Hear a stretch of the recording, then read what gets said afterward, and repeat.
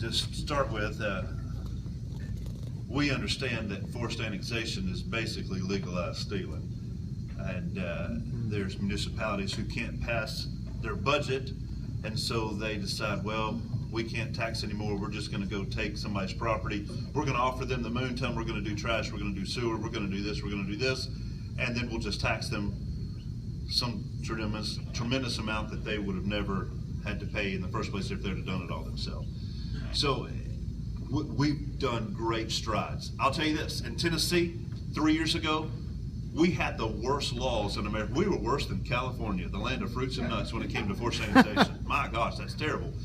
But we have made great strides here in Tennessee. We're continuing to move, and I think everybody on this panel up here has been behind that, doing their best to make sure we put freedom back and ownership back in the people's property where they are, and let you keep your property. So moving forward, it's a sticky situation.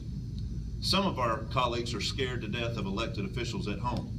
You need to be careful who you elect to represent you in your city council and your county commission and all that, because they fight often. When we try to bring freedom back to the people, they come up there and fight hard. So moving forward, it takes a team effort. It takes people like you to make sure who you vote for in your city council are people who care more about your freedom than others. And we will do our part when we get there. You know, Tennessee, I hear everywhere we go, we appear at events like this, that Tennessee is now a very business-friendly state. And I'm very proud of that. And it's been that way since 2010, since the Republicans took over the legislatures. And I think one of the most serious business issues that we have in the state of Tennessee is restrictive municipal zoning ordinances. Okay, and to prevent those from being put in place, we need to restrict annexation. So I serve on the Civil Justice Committee, and Mike Carter, a former judge from Bradley County, one of the first bills that's going to come out of the box next year will be a bill that will allow areas that are within city limits to de-annex themselves. Woo-hoo. It's awesome. I support it totally. Please elect those city council people that are not enthusiastic about annexation, and we'll do our part in the legislature.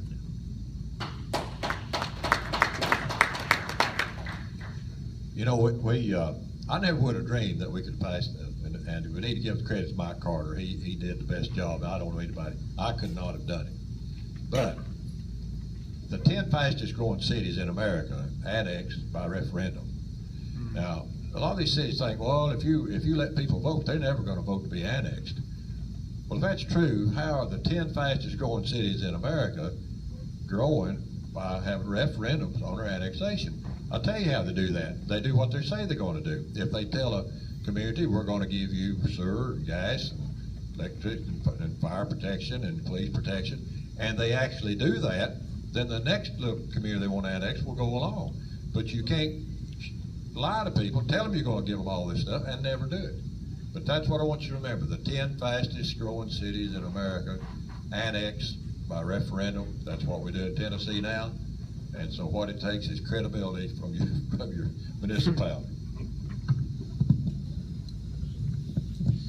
You know, I think Senator Nicely and I agree on that. It's not that annexation is bad, because there's communities that come to you and they say, you know, we want to get our sewer, we want to get city water, we want to have garbage collection, but they voted on it. There's a referendum on it.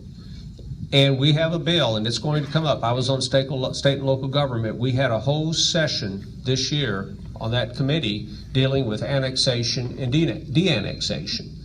And a lot of that comes from back here in Knox County, when there were a lot of forced annexations. And what this bill would allow is that these areas, you can't do it street by street, but if it was annexed en bloc, you know, as one large area, those people that live in there, if they feel that the services they've received and the promises that were made weren't carried out, they will have the right to de-annex themselves from the municipality that annexed them.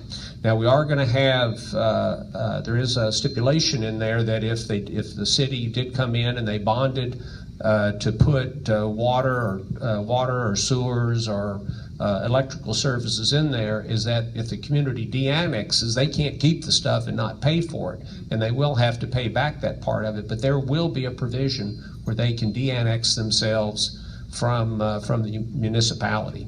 I thought it was going to pass this year, but it didn't. But I think it will pass next year. And having sat on the Knox County Commission, and many of our neighborhoods were in jeopardy of being annexed, and a lot of that stopped in 2001. We had it was a little bit of a complex law, but we have the urban boundaries agreement. I think that expired in 2010.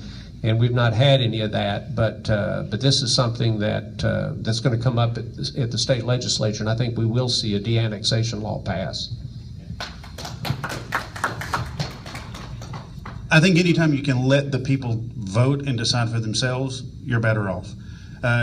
Just forcibly taking someone's property removes their rights, and I do not support that. So I am 100% for banning forced annexation, but allowing people to vote, whether it's in the community, whether it's a block by block, to be able to come into a city for those services, then they have made that choice themselves, and they have taken on that burden for the additional taxes themselves. So I support stopping forced annexation, but I also support allowing communities to vote and have the referendum to be able to add themselves if they choose.